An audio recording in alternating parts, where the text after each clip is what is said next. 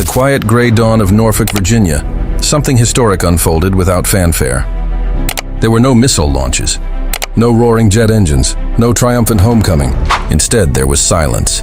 Steel mooring lines creaked softly against the pier as two massive silhouettes rested motionless in the water. Their radar arrays, once scanning hostile skies, stood frozen. Their decks, once alive with sailors, were empty. On that morning, two American warships lowered their flags for the very last time.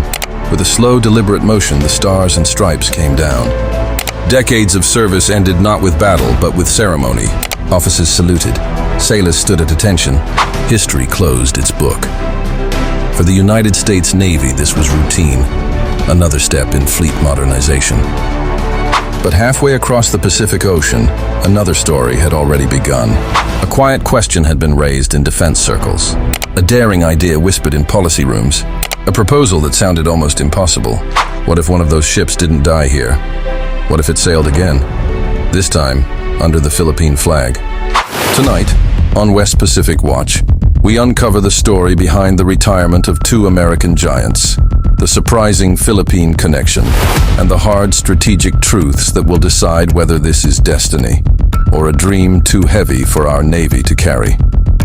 Before we go deeper, don't forget to like, subscribe, and activate the notification bell so you never miss our in-depth coverage here on West Pacific Watch. On September 26, 2025, the United States Navy officially retired the USS Normandy, hull number CG-60. On paper, it was just another decommissioning. In reality, it marked the slow death of an entire era. USS Normandy was a Ticonderoga-class guided missile cruiser, a warship type once considered the backbone of American surface power. During the Cold War and the decades that followed, these cruisers were the nerve centers of carrier strike groups, floating command posts designed to fight and win high-intensity naval warfare. Normandy was named after the Battle of Normandy, one of the most decisive amphibious operations in human history. That name carried weight. And fittingly, this cruiser spent more than 30 years enforcing American power across the world's oceans.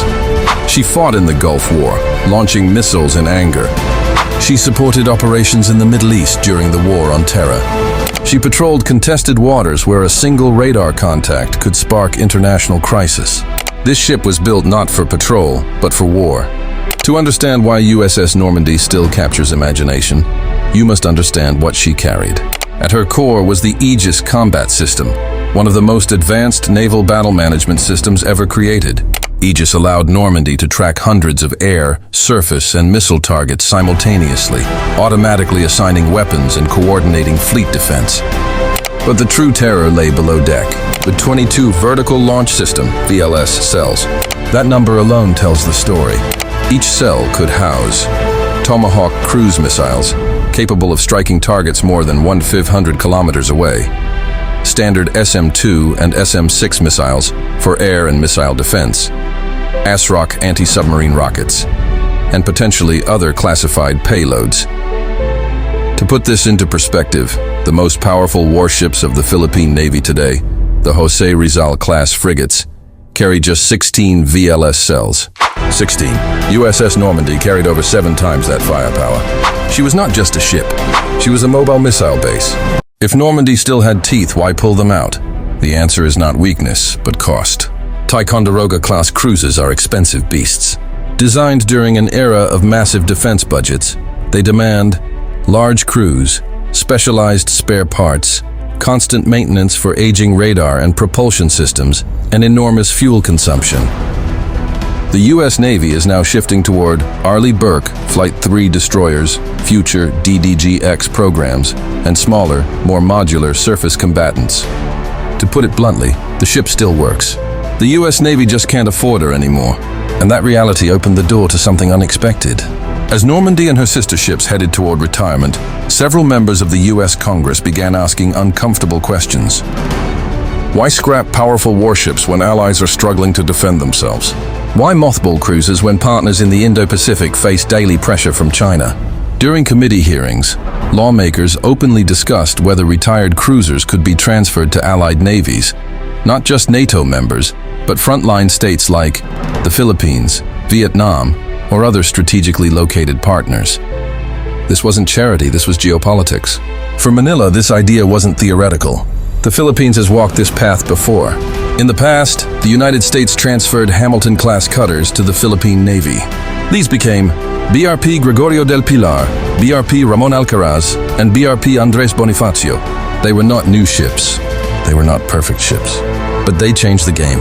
For years, these former U.S. Coast Guard vessels served as the largest and most capable surface combatants in Philippine service, conducting patrols in the West Philippine Sea, standing up to intimidation, and flying the flag where it mattered.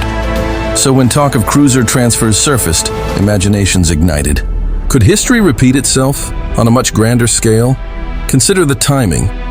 The Philippines is locked in a tense maritime standoff with China.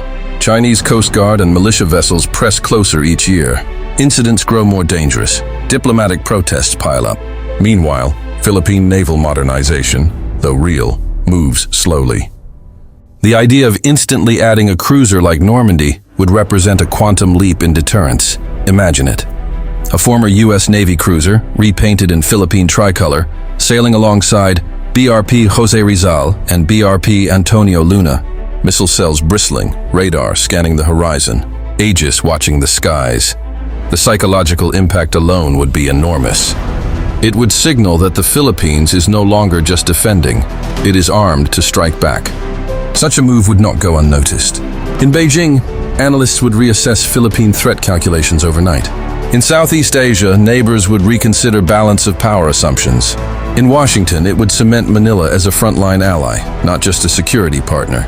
For a nation often described as punching below its weight, acquiring a Ticonderoga-class cruiser would mean jumping multiple weight classes instantly. But then comes the reality check. Operating a cruiser like Normandy is not just expensive, it is crushingly expensive. Annual operating costs can reach hundreds of millions of dollars. Crew requirements exceed 300 highly trained sailors.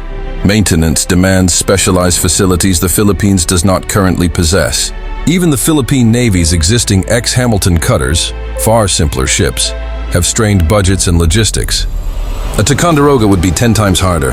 Without guaranteed U.S. logistical support, long-term funding assistance, training pipelines, access to spare parts, the ship could become a floating liability, a powerful symbol, yes. But a symbol that drains resources from the rest of the fleet. Some analysts argue the answer is conditional transfer. If Washington truly wants to strengthen Manila, a cruiser donation could come with sustained U.S. Navy technical support, crew training programs, joint maintenance agreements, partial funding offsets. In that scenario, Normandy would not just be a ship, it would be a strategic statement. Others argue for more realistic alternatives. Older Arleigh Burke destroyers, additional Coast Guard cutters, accelerated funding for new-build frigates. Less dramatic, but more sustainable. Even if USS Normandy never sails under the Philippine flag, something important has already happened. The discussion itself reveals a shift. The United States increasingly recognizes that allies like the Philippines are on the front line of great power competition. Naval power matters again, and the oceans of the West Pacific are no longer quiet. For decades after the Cold War, many believed major naval battles were relics of the past. Piracy, humanitarian missions, disaster response. These were the expected roles of modern fleets. But today, that illusion has shattered.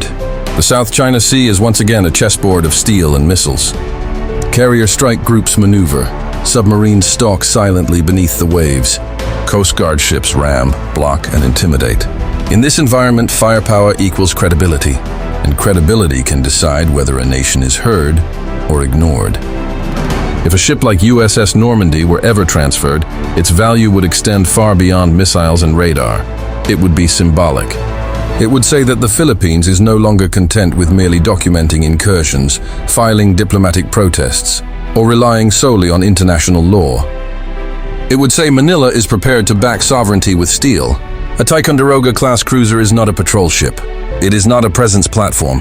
It is an area control warship. Its very presence changes behavior. Foreign aircraft think twice. Surface combatants keep their distance. Escalation ladders suddenly have consequences. This is why China invests so heavily in destroyers, cruisers, and missile boats. Beijing understands something fundamental. Deterrence begins long before a shot is fired. Yet history is filled with cautionary tales. Many navies have accepted powerful hand-me-down ships, only to discover they could not afford to keep them operational. Without spare parts, trained crews, or maintenance infrastructure, once mighty vessels slowly degrade until they become little more than floating museums. The Philippine Navy must ask itself a painful but necessary question. Would a single cruiser strengthen the fleet? Or would it consume resources meant for 10 other ships? Modern naval warfare favors networks, not lone giants. Sensors, drones, submarines, missile batteries, and aircraft working together. One massive ship without support can become a high-value target. And China has built its entire doctrine around destroying high-value targets early. There is another issue rarely discussed outside professional circles: people.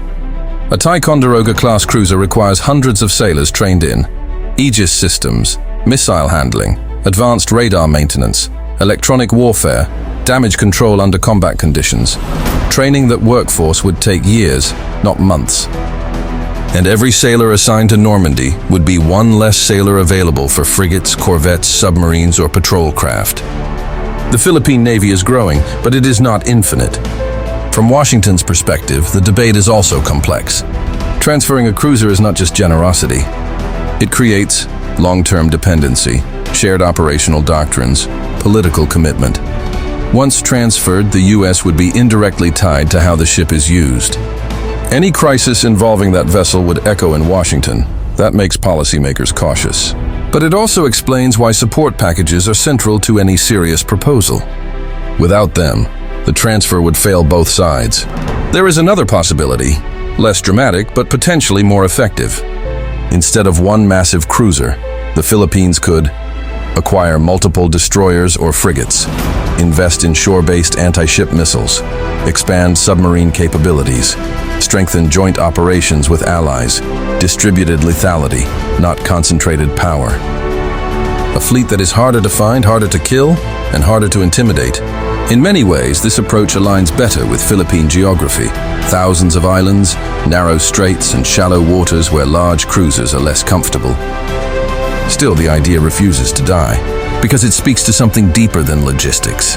It speaks to national confidence, to the desire to stand eye to eye with regional powers, to the refusal to be dismissed as weak, to the belief that sovereignty deserves visible, undeniable protection. USS Normandy may never sail into Manila Bay.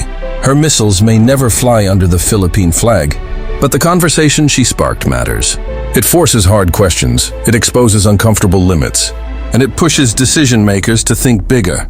So we return to the question that matters most. If the opportunity ever comes, if the offer is real, if the support is guaranteed, should the Philippines accept a ship like USS Normandy? Or is true strength found not in giants of the past, but in fleets designed for the wars of the future? Tell us what you think in the comments, because this is not just a story about one retired American warship. It is about deterrence, sovereignty, and survival in the West Philippine Sea. This has been West Pacific Watch.